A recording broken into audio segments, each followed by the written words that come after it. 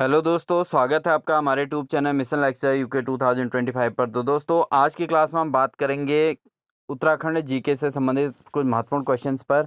तो सीधे सीधे क्वेश्चंस और सीधे उनके आंसर्स पर हम सीधे वन लाइनर्स के तौर पे इनको तैयार करेंगे।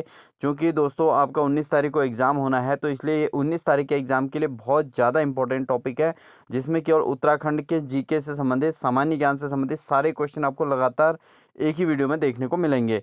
तो दोस्तों, बिना स्किप किए आप इस पूरे क्लास को जरूर वॉच कीजिएगा।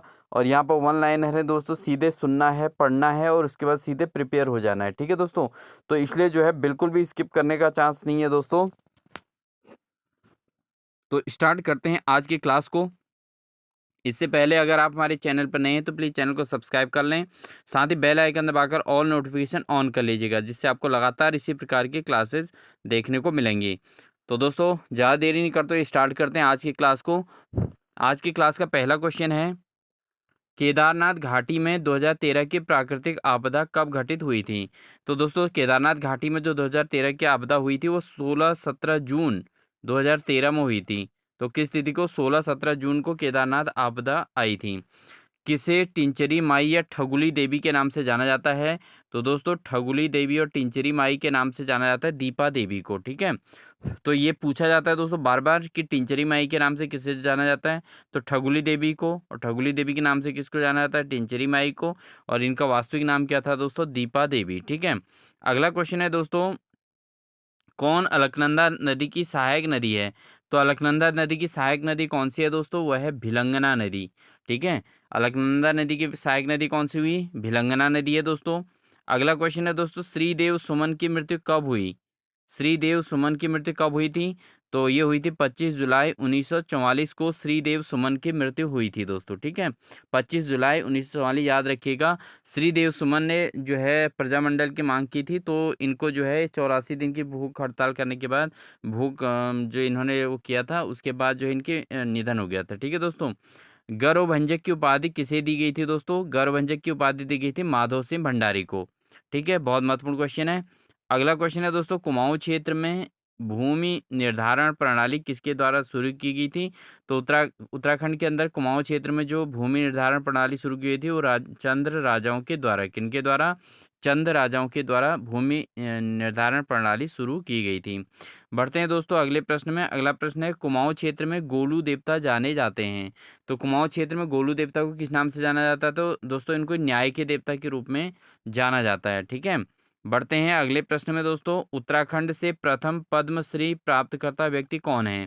तो दोस्तों, उत्तराखंड के अंतर्गत जो प्रथम पद्मश्री प्राप्तकर्ता व्यक्ति हैं वह हैं छत्रपति जोशी। कौन है? छत्रपति जोशी। इनको वायरलेस विशेषज्ञ के नाम से जाना जाता है दोस्तों। ठीक है, अगर आपसे आ जाए कि वायरलेस विशेषज्ञ किसे कहा जाता है, तो वायरलेस विशेषज्ञ भी छत्रपति जोशी को कहा जाता है। और ये उत्तराखंड के प्रथम पद्मश्री प्राप्तकर्ता व्यक्ति हैं दोस्तों, छत्रपति जोशी। ठीक है दोस्तों, याद रखिएगा। अगला प्रश्न है, प्रताप शाह ने प्रतापनगर की स्थापना कब की थी? तो प्रतापनगर ने जो है प्रताप शाह ने प्रतापनगर की स्थापना की थी दोस्तों, और इन्होंने की थी 1877 में। कब की थी? 1877 में की थी। और इन्होंने ही दोस्तों जो है अंग्रेजी को महत्व दिया था उत्तराखंड के अंतर्गत। ठीक है दोस्तों, अंग्रेजी अपने शासनकाल में इन्होंने मतलब अंग्रेजी को महत्व दिया था। ठीक है दोस्तों, बढ़ते हैं दोस्तों अगले प्रश्न में। प्रसिद्ध विशु मेला मनाया जाता है। तो दोस्तों, प्रसिद्ध जो विशु मेला है वो कहाँ मनाया जाता है? ये मनाया जाता है जौनसार बाबर में। ठीक है दोस्तों, जौनसार बाबर में ये जो है विशु मेला मनाया जाता है। ठीक है, इसको याद करिएगा कि विशु मेला कहाँ मनाया जाता है, बहुत बार पूछा गया है, तो ये जौनसार बाबर में मनाया जाता है दोस्तों। ठीक है, अगला प्रश्न है, उत्तराखंड में मिस्ट्री ताल के नाम से किसे जाना जाता है? तो दोस्तों, ये मिस्ट्री ताल के नाम से इसको जाना जाता है, वो है आपका रूपकुंड ताल। किस ताल को मिस्ट्री ताल के नाम से जाना जाता है? ये जाना जाता है रूपकुंड ताल को दोस्तों मिस्ट्री ताल के नाम से भी जाना जाता है। ठीक है दोस्तों, बढ़ते हैं अगले प्रश्न में। अगला प्रश्न है दोस्तों, गढ़वाल पेंटिंग नामक पुस्तक के नाम के लेखक कौन है? तो दोस्तों, ये हैं मुकुंदीलाल। कौन है? मुकुंदीलाल। ठीक है, एक चीज़ और आपको बता दें दोस्तों, आपके पास जो ये क्वेश्चन नंबर 11 है, उत्तराखंड में मिस्ट्री ताल की जगह रहस्य ताल भी कहा जाता है। इसको क्या कहा जाता है दोस्तों? रहस्य ताल। हिंदी में आएगा रहस्य ताल आएगा, और अगर वैसे आएगा तो मिष्टी ताल भी आ सकता है दोस्तों। तो रूपकुंड ताल को रहस्य ताल भी कहा जाता है दोस्तों, ठीक है। गढ़वाल पेंटिंग दोस्तों मुकुंदी लाल की है, ये बहुत बार क्वेश्चन पूछा गया है, इसलिए इसको भी इंपॉर्टेंट की श्रेणी में आप जरूर लर्न कर लेना, क्योंकि अब लिखने का टाइम दोस्तों नहीं है, तो आपने केवल सुन के और रिवाइज करना है, इसलिए इंस्टेंट आपको डायरेक्ट जो है इन क्वेश्चन को मैं करा रहा हूँ, ठीक है। अगला क्वेश्चन है दोस्तों, चांदपुर गढ़ के शासक किस जाति वंश के थे? तो चांदपुरगढ़ के जो शासक थे दोस्तों वो सूर्यवंशी थे। किस प्रकार के थे? सूर्यवंशी थे। चांदपुरगढ़ के शासक सूर्यवंशी थे दोस्तों। क्या थे? सूर्यवंशी। ठीक है, जरूर याद कर लीजिएगा। अगला क्वेश्चन है, कालिदास ने अभिज्ञान शाकुंतलम की रचना पौड़ी स्थित कण्वाश्रम में की थी। यह जो किस नदी के तट पर था? तो कण्वाश्रम किस नदी के तट पर है दोस्तों? कण्वाश्रम दोस्तों यह मालिनी नदी के तट पर। किस नदी के तट पर? मालिनी नदी के तट पर है दोस्तों कण्वाश्रम। और कालिदास ने अभिज्ञान शाकुंतलम की रचना की थी, और ये पौड़ी के कण्वाश्रम में की थी दोस्तों। बढ़ते हैं दोस्तों अगले प्रश्न में, उत्तराखंड राज्य का राजकीय वृक्ष कौन सा है? तो दोस्तों उत्तराखंड राज्य का राजकीय वृक्ष कौन सा है? यह है दोस्तों बुरांस। कौन है उत्तराखंड राज्य का राजकीय वृक्ष? यह है दोस्तों बुरांस है उत्तराखंड का राजकीय वृक्ष। उत्तराखंड की किस महिला को बैडमिंटन क्वीन के नाम से जाना जाता है? तो दोस्तों उत्तराखंड की जो महिला हैं बैडमिंटन क्वीन के नाम से जानी जाती हैं, वह है दोस्तों मधुमिता बिष्ट। मधुमिता बिष्ट को उत्तराखंड की बैडमिंटन क्वीन के रूप में जाना जाता है। ठीक है दोस्तों, अगले प्रश्न में बढ़ते हैं दोस्तों। पद्मश्री शिवानी को जो है गौरा पंत कौन थी? तो दोस्तों इनको पद्मश्री प्राप्त है गौरा पंत को, और इनको शिवानी के नाम से भी जाना जाता है, तो इनको पद्मश्री प्राप्त है। और ये क्या थी दोस्तों? ये लेखिका थी। ठीक है, तो पद्मश्री शिवानी गौरा पंत जो है ये क्या है? एक लेखिका है दोस्तों। ठीक है, आगे बढ़ते हैं। ओम पर्वत किस मार्ग पर स्थित है? तो दोस्तों ओम पर्वत किस मार्ग पर स्थित है? यह मालपा मानसरोवर मार्ग पर। तो मालपा मानसरोवर मार्ग जो है दोस्तों उसमें ओम पर्वत भी स्थित है। बढ़ते हैं दोस्तों अगले प्रश्न में। उत्तराखंड राज्य के दक्षिण सीमा से लगा हुआ राज्य है। तो दोस्तों उत्तराखंड राज्य की अगर हम बात करें पूर्व पश्चिम उत्तर दक्षिण में, तो दक्षिण क्षेत्र में जो भाग लगा हुआ है वह है उत्तर प्रदेश का। ठीक है दोस्तों, तो उत्तर प्रदेश जो है उत्तराखंड के दक्षिण में स्थित है। बढ़ते हैं अगले प्रश्न में। उत्तराखंड राज्य के प्रथम राज्यपाल कौन थे? तो दोस्तों उत्तराखंड राज्य के जो प्रथम राज्यपाल रहे हैं वह हैं सुरजीत सिंह बरनाला। कौन है? सुरजीत सिंह बरनाला उत्तराखंड राज्य के प्रथम राज्यपाल रहे हैं। ठीक है दोस्तों, बढ़ते हैं अगले प्रश्न में। अगला प्रश्न है, उत्तराखंड राज्य से राज्यसभा के निर्धारित स्थान हैं। तो दोस्तों उत्तराखंड राज्य से जो राज्यसभा के निर्धारित स्थान हैं वो कितने हैं? उत्तराखंड से राज्यसभा के अंतर्गत टोटल 3 सीटें हैं दोस्तों। कितनी सीटें? 3 सीटें इसके अंतर्गत आती हैं दोस्तों। ठीक है, बढ़ते हैं अगले प्रश्न में। आसती देव राजवंश की प्रारंभिक राजधानी कहाँ थी? तो आसती देव राजवंश की जो प्रारंभिक राजधानी थी दोस्तों वो थी जोशीमठ। कहाँ? जोशीमठ। ठीक है दोस्तों, आसती देव राजवंश की प्रथम प्रारंभिक राजधानी कहाँ थी? जोशीमठ थी दोस्तों। बढ़ते हैं दोस्तों अगले प्रश्न में। अगला प्रश्न है, 11वीं योजना में ऊर्जा के लिए उत्तराखंड राज्य ने कितनी धनराशि स्वीकृत की थी? तो दोस्तों जो 11वीं योजना में उत्तराखंड ऊर्जा के लिए उत्तराखंड राज्य ने टोटल जो स्वीकृत धनराशि थी वो थी 4,874 करोड़ रुपए। कितना? 4,874 करोड़ रुपए 11वीं योजना के में ऊर्जा के लिए उत्तराखंड राज्य के लिए के द्वारा जो है धनराशि स्वीकृत थी। ठीक है, अगला प्रश्न है दोस्तों, सारोला ब्राह्मण प्रथा तथा धूली पाथा पैमाना किस राजा ने शुरू किया था? तो दोस्तों ये बार बार पूछा गया है, धूली पाथा पैमाना किस राजा ने शुरू किया था? ये क्या था? अजय पाल ने। किसने किया था? अजय पाल ने शुरू किया था दोस्तों। और सारोला ब्राह्मण प्रथा भी जो है अजय पाल ने ही शुरू किया था। बढ़ते हैं दोस्तों अगले प्रश्न में। अगला प्रश्न है, अल्मोड़ा में होम रूल लीग की स्थापना कब हुई थी? तो अल्मोड़ा जिले के अंतर्गत होम रूल लीग की स्थापना कब हुई थी दोस्तों? ये हुई थी 1914 में। कब हुई थी? 1914 में। 1914 में अल्मोड़ा में होम रूल लीग की स्थापना की गई थी। तो दोस्तों बहुत इंपॉर्टेंट क्वेश्चन है। अगला है, चांदपुर गढ़ का राज्य स्थित है। तो चांदपुर गढ़ का राज्य कहाँ स्थित है दोस्तों? यह है चमोली में। कहाँ स्थित है चांदपुर गढ़ राज्य? ये चमोली में स्थित है दोस्तों। ठीक है, हाँ, और यहाँ पर आप चांदपुर गढ़ का किला अगर आप जाएंगे दोस्तों कभी देखने, तो बहुत मतलब बड़ा किला है। ठीक है, ये उस समय के राजाओं के द्वारा बनाया गया था। अगला है, जोशियारा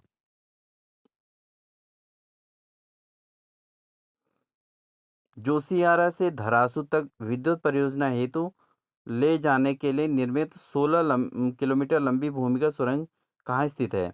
तो दोस्तों जोशियारा से धरासू तक विद्युत परियोजना ले जाने के लिए जो 16 किलोमीटर लंबी विद्युत सुरंग है, वो कहाँ है? वो भागीरथी नदी पर बनी है दोस्तों। किस पर बनी है? भागीरथी नदी पर।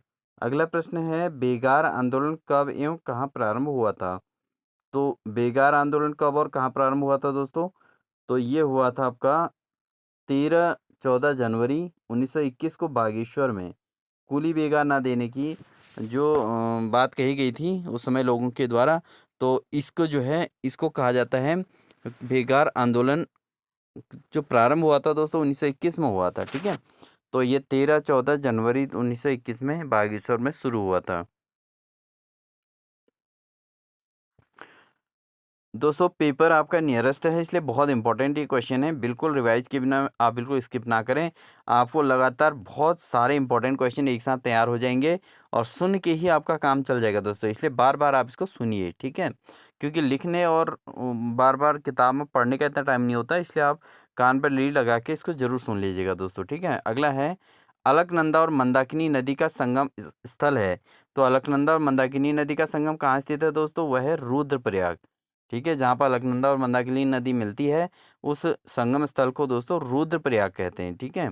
अगला है दोस्तों, कांग्रेस के कलकत्ता अधिवेशन 1886 में उत्तराखंड राज्य से कौन उपस्थित हुए थे? तो दोस्तों जब 1886 में कांग्रेस के कलकत्ता अधिवेशन हुआ था, तो उस समय उत्तराखंड राज्य से जो उपस्थित थे वो थे ज्वालादत्त जोशी, ठीक है। 1886 में कांग्रेस के कलकत्ता अधिवेशन में ज्वालादत्त जोशी उपस्थित रहे थे। बढ़ते हैं दोस्तों अगले प्रश्न में। अगला प्रश्न है दोस्तों, प्रदेश के देहरादून नगर में फॉरेस्ट स्कूल ऑफ देहरादून नामक कॉलेज की स्थापना कब हुई थी? तो दोस्तों जो देहरादून में जो फॉरेस्ट स्कूल ऑफ देहरादून नामक कॉलेज की स्थापना हुई थी, वो हुई थी 1978 में। कब हुई थी? 1978 में, ठीक है। तो ये क्विक रिवीजन है दोस्तों, आप जरूर तैयार करें। अगला है दोस्तों, गोपेश्वर के त्रिशूल पर्वत पर अंकित लेख में किस शासक की विजयों का वर्णन मिलता है? तो दोस्तों गोपेश्वर के त्रिशूल पर जो अंकित है वो है अशोक चल्ल। किसके बारे में है? अशोक चल्ल के बारे में। अगला क्वेश्चन है दोस्तों, दयारा बुग्याल किस जिले में स्थित है? तो दोस्तों दयारा बुग्याल जो है उत्तरकाशी में स्थित है। ये आप बिल्कुल याद कर लें कि दयारा बुग्याल कहाँ स्थित है दोस्तों, यह है उत्तरकाशी में। अगला प्रश्न है, सरला बहन का मूल नाम क्या था? तो दोस्तों सरला बहन का मूल नाम क्या था, ये बहुत बार पूछा गया है। यह है कैथरीन हेलीमन, कैथरीन हेलीमन। और टिंचरी माई किसको कहा जाता था दोस्तों? वो थी दीपा देवी। किसको कहा जाता था? दीपा देवी को, ठीक है। कांग्रेस के कलकत्ता अधिवेशन 1886 में राज्य से कौन उपस्थित हुए थे? ये क्वेश्चन रिवाइज हो गया दोस्तों, ये हैं ज्वालादत्त जोशी, ठीक है। तो आपका भी रिवीजन हो गया, ये बहुत अच्छा हो गया, ठीक है दोस्तों। तो ये ज्वालादत्त जोशी हैं, कोलकाता अधिवेशन में 1886 में उत्तराखंड राज्य की ओर से ही उपस्थित रहे थे, ठीक है। बढ़ते हैं दोस्तों अगले प्रश्न में। अगला प्रश्न है दोस्तों, बलभद्र शाह को शाह की उपाधि किसने दी? तो बलभद्र शाह को जो शाह की उपाधि दी थी दोस्तों, वो दी थी बहलोल लोदी ने। किसने दी थी? बहलोल लोदी ने बलभद्र शाह को शाह की उपाधि दी थी। अगला क्वेश्चन है दोस्तों, स्कंद पुराण में नंदा देवी पर्वत से कालगिरी तक के क्षेत्र को क्या कहा जाता है? तो दोस्तों स्कंद पुराण में नंदा देवी पर्वत से लेके कालगिरी तक के जो क्षेत्र है उसको मानस खंड के नाम से जाना जाता है दोस्तों, ठीक है। नंदा देवी से कालगिरी पर्वत तक, पर्वत तक जो क्षेत्र है उसको मानस खंड के नाम से जाना जाता है। उत्तर प्रदेश के उच्च न्यायालय के मुख्य न्यायाधीश की नियुक्ति राष्ट्रपति किसके परामर्श से करता है? तो दोस्तों जो प्रदेश के उच्च न्यायालय हैं, कुछ किसी भी प्रदेश के उच्च न्यायालय के जो मुख्य न्यायाधीश हैं, हाई कोर्ट के जो जज होते हैं दोस्तों, उनकी नियुक्ति राष्ट्रपति किसके परामर्श से करते हैं? वो करते हैं प्रदेश के राज्यपाल व सर्वोच्च न्यायालय के न्यायाधीश से, ठीक है दोस्तों। तो अगर किसी भी प्रदेश का कोर्ट का जो जज होता है दोस्तों, उनकी नियुक्ति किसके द्वारा होती है? वो होती है उस प्रदेश के राज्यपाल व सर्वोच्च न्यायालय के न्यायाधीश के द्वारा, ठीक है दोस्तों। बढ़ते हैं अगले प्रश्न में दोस्तों। अगला प्रश्न है, कॉर्बेट नेशनल पार्क किस जिले में स्थित है दोस्तों? ये है नैनीताल जिले में। और नैनीताल में भी कौन सी जगह है दोस्तों? ये है रामनगर में। ठीक है। उत्तराखंड में छोटा कश्मीर के नाम से कौन प्रसिद्ध है? वो है पिथौरागढ़।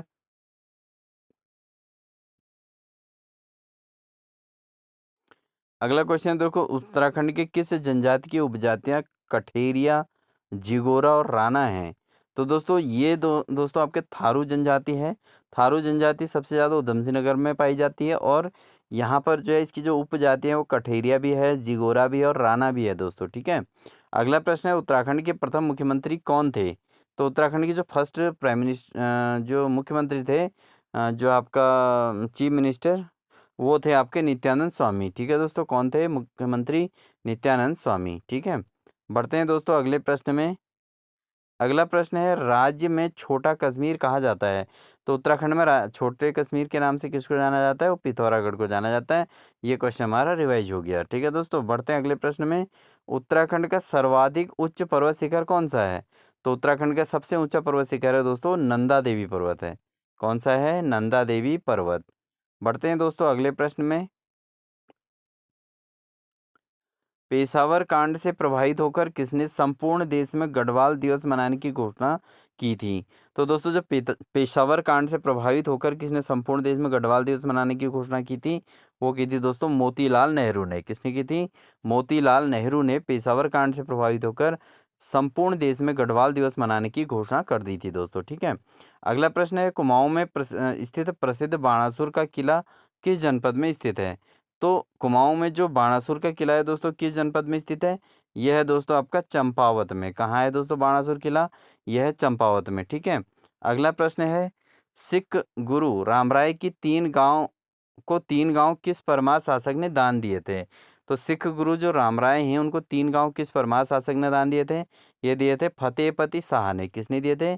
फतेहपति शाह ने दोस्तों सिख गुरु रामराय को 3 गांव जो है इसमें दान में दिए थे।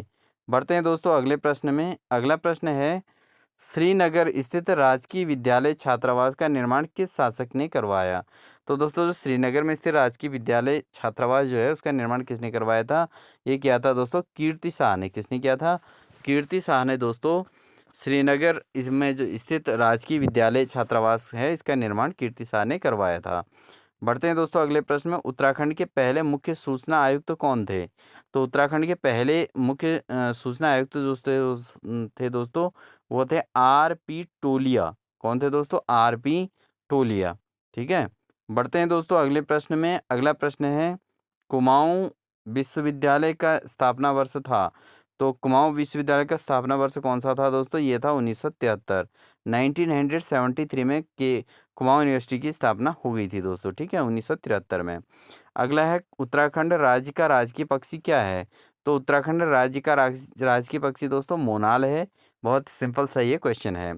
अगला है, उत्तराखंड में डोला पार्क के आंदोलन के समर्थक कौन थे? तो दोस्तों जो डोला पाल के आंदोलन के प्रवर्तक थे वो थे जयानंद भारती। तो उत्तराखंड में डोला पार्क के आंदोलन किनकी देन थी? वो थी जयानंद भारती की। दोस्तों आपके लगातार क्वेश्चन रिवाइज हो रहे होंगे क्योंकि आपने तैयारी अपनी ओर से कर ली, बट ये रिवीजन क्लास है और एक ही मतलब 1 मिनट में हमको एक क्वेश्चन 1 मिनट में 2 या 3 क्वेश्चन हमको अटेंड कर लेने हैं दोस्तों। ठीक है। तो यही स्पीड हमारी रहेगी और आपको बिल्कुल भी टाइम वेस्ट नहीं होगा, इसलिए आप ध्यान दें। उत्तराखंड में पेट्रोलियम विश्वविद्यालय कहाँ स्थित है? तो दोस्तों उत्तराखंड के अंदर जो पेट्रोलियम विश्वविद्यालय है वो है देहरादून में। कहाँ है? देहरादून में। अगला क्वेश्चन है दोस्तों, रूस के सहयोग से स्थापित एंटीबायोटिक्स दवाइयाँ बनाने का कारखाना उत्तराखंड के किस नगर में स्थित है? तो दोस्तों जब रूस के सहयोग से एंटीबायोटिक्स दवाइयाँ बनाने का जो कारखाना स्थापित किया गया है दोस्तों, कहाँ किया गया? ऋषिकेश में। ठीक है दोस्तों, तो यहाँ पर ऋषिकेश में एंटीबायोटिक्स दवाइयाँ बनाने का कारखाना उत्तराखंड में स्थापित किया गया था दोस्तों। ठीक है। बढ़ते हैं दोस्तों अगले प्रश्न में। गोविंद वन्यजीव अभयारण्य प्रदेश के किस जिले में स्थित है? तो दोस्तों उत्तराखंड में जो गोविंद वन्यजीव अभयारण्य है वो उत्तरकाशी में स्थित है। कहाँ स्थित है? उत्तरकाशी में दोस्तों। ठीक है। बढ़ेंगे अगले प्रश्न में। अगला प्रश्न है दोस्तों, पुराणों के अनुसार मानव के आदि पूर्व मनु का निवास और धन के देवता कुबेर की राजधानी बद्रिका आश्रम के पास किस स्थान पर है? तो दोस्तों ये जो देवता कुबेर की राजधानी है, ये बद्रिका असम के पास अलकापुरी में है। कहाँ है दोस्तों? अलकापुरी में। बहुत बार पूछा गया है दोस्तों ये क्वेश्चन। अगला प्रश्न है, उत्तरकाशी को प्राचीन काल में किस नाम से जाना जाता था? तो दोस्तों उत्तरकाशी को प्राचीन काल में जाना जाता था बाड़ाहाट के नाम से। किस नाम से? बाड़ाहाट के नाम से जाना जाता था। अगला प्रश्न है, उत्तराखंड का सबसे बड़ा हिमनद कौन सा है? तो दोस्तों उत्तराखंड का जो सबसे बड़ा हिमनद है वह है गंगोत्री हिमनद। कौन सा हिमनद? गंगोत्री हिमनद दोस्तों उत्तराखंड का सबसे बड़ा हिमनद है। ठीक है दोस्तों, बढ़ते हैं अगला प्रश्न। हरेला क्या है दोस्तों? हरेला एक प्रकार का त्योहार है। बहुत सरल क्वेश्चन है। उत्तराखंड भारत का कौन सा राज्य है? तो उत्तराखंड भारत का 27वां राज्य है। ऐसे क्वेश्चन भी बहुत बार आ गए हैं दोस्तों समूह गौ के अंतर्गत, क्योंकि 12th स्टैंडर्ड का पेपर है तो इसमें ऐसे क्वेश्चन ज़्यादा आएंगे दोस्तों। ठीक है, उत्तराखंड में गांधी जी ने देहरादून की यात्रा किस वर्ष की थी? तो दोस्तों उत्तराखंड में गांधी जी ने जब देहरादून की यात्रा की थी वो की थी 1916 में। कब की थी? 1916 में। ठीक है, जिम कॉर्बेट नेशनल पार्क की स्थापना कब की गई थी दोस्तों? जिम कॉर्बेट नेशनल पार्क की स्थापना हुई थी 1935 में। कब हुई थी दोस्तों? 1935 में जिम कॉर्बेट नेशनल पार्क की स्थापना हुई थी। ठीक है, बढ़ेंगे दोस्तों अगले प्रश्न में। राज्य में कुल कस्बों की संख्या कितनी है? तो दोस्तों उत्तराखंड राज्य में कुल कस्बों की संख्या कितनी है? यह है टोटल 73। कितने हैं? टोटल 73 कस्बे हैं उत्तराखंड राज्य के अंतर्गत। अगला प्रश्न है, उत्तराखंड राज्य में कुल डाक घरों की संख्या कितनी है? तो दोस्तों अगर डाकघरों की बात करें उत्तराखंड में तो 2715 है। कितने हैं? 2715। बढ़ते हैं दोस्तों अगले प्रश्न में। अगला प्रश्न है, ब्रह्म कमल किस देवता को अर्पित किया जाता है? तो दोस्तों जो ब्रह्म कमल है उत्तराखंड का राज्य पुष्प, तो ये किसको अर्पित किया जाता है? ये किया जाता है शिव को। ठीक है दोस्तों, संगोली की संधि कब हुई थी दोस्तों? ये हुई थी 1815 में। ये तो मोस्ट इंपॉर्टेंट है। अगला प्रश्न है, संगोली की संधि 1815 में हुई थी दोस्तों, आपको पता होना चाहिए। अगला प्रश्न है, प्रदेश का कौन सा संत नगरी के नाम से, कौन सा नगर संत नगरी के नाम से जाना जाता है? तो प्रदेश का जो ऋषिकेश है दोस्तों, ऋषिकेश को संत नगरी के नाम से जाना जाता है। अगला है, गोचर हवाई अड्डा उत्तराखंड के किस शहर में स्थित है? तो गोचर हवाई अड्डा दोस्तों उत्तराखंड के चमोली जिले में स्थित है। कहाँ स्थित है? चमोली जिले में स्थित है दोस्तों। ठीक है, बढ़ते हैं दोस्तों अगले प्रश्न में। अगला प्रश्न है, गोलू देवता का मंदिर उत्तराखंड के किस जिले में स्थित है? तो दोस्तों गोलू देवता का मंदिर उत्तराखंड में अल्मोड़ा जिले में स्थित है। ठीक है, कौन सा एक उत्तराखंड के इतिहासकारों में नहीं है? तो उत्तराखंड के इतिहासकारों में किसको नहीं जाना जाता दोस्तों? चंद्र सिंह गढ़वाली को।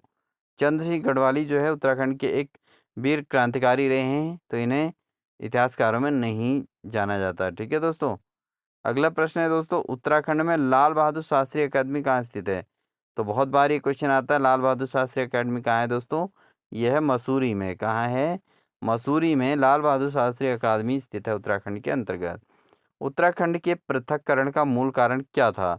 उत्तराखंड को उत्तर प्रदेश से अलग होने का क्या कारण था दोस्तों? ये था पर्वतीय जनों का पिछड़ापन व निर्धनता।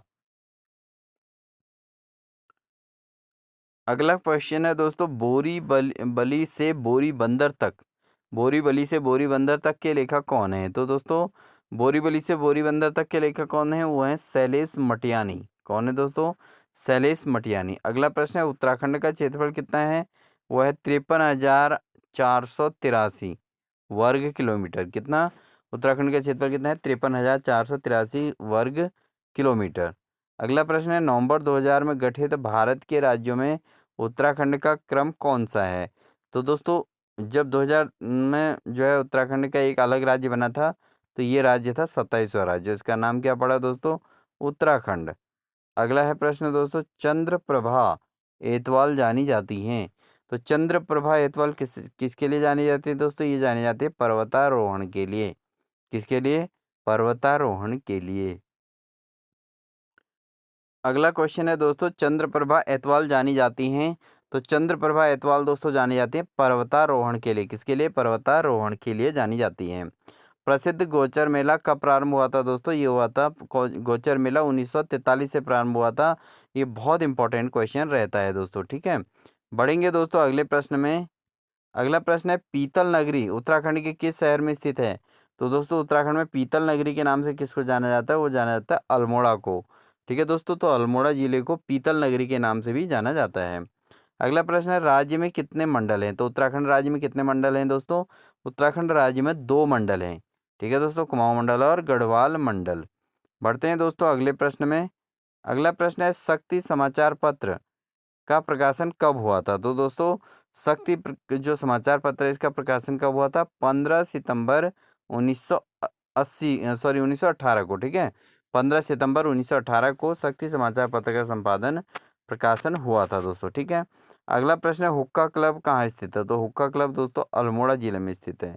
बढ़ते हैं अगले प्रश्न में। राज्य में सिंचित कृषि क्षेत्र कितना प्रतिशत है? तो दोस्तों उत्तराखंड के अंतर्गत जो सिंचित कृषि क्षेत्र है वो केवल 56% है दोस्तों। ठीक है, अगला प्रश्न है, गांधी जी ने श्रीमद् भागवत गीता पर अपनी प्रसिद्ध भूमिका अनासक्ति योग टीका कहाँ लिखी थी? तो दोस्तों ये लिखी थी कौशानी में। कहाँ लिखी थी? कौशानी में। गांधी जी ने श्रीमद् भागवत गीता पर अपनी पुस्तक जो लिखी थी वो कहाँ लिखी थी? कौशानी में।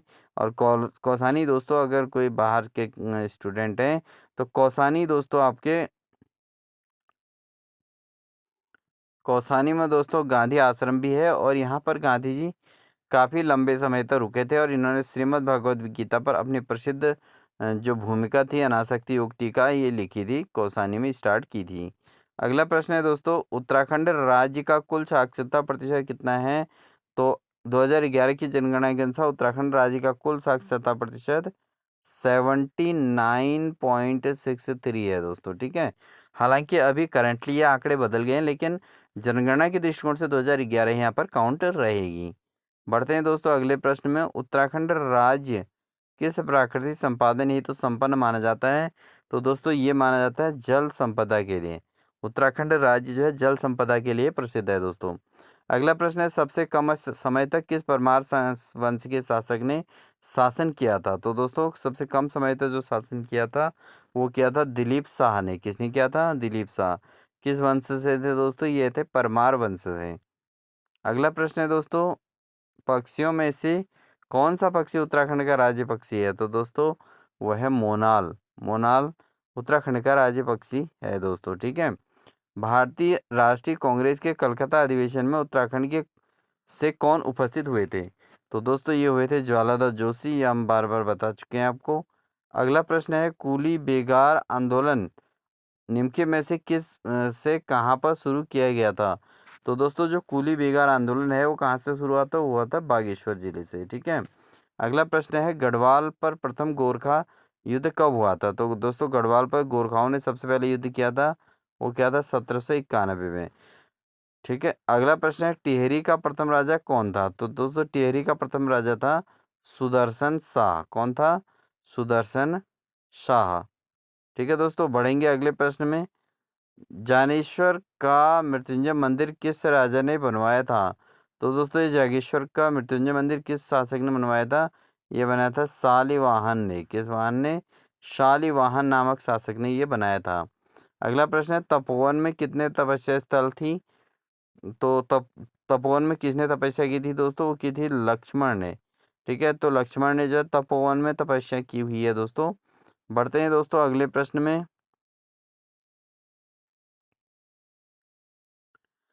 प्रदेश में बद्रीनाथ मंदिर की स्थापना किसने की थी?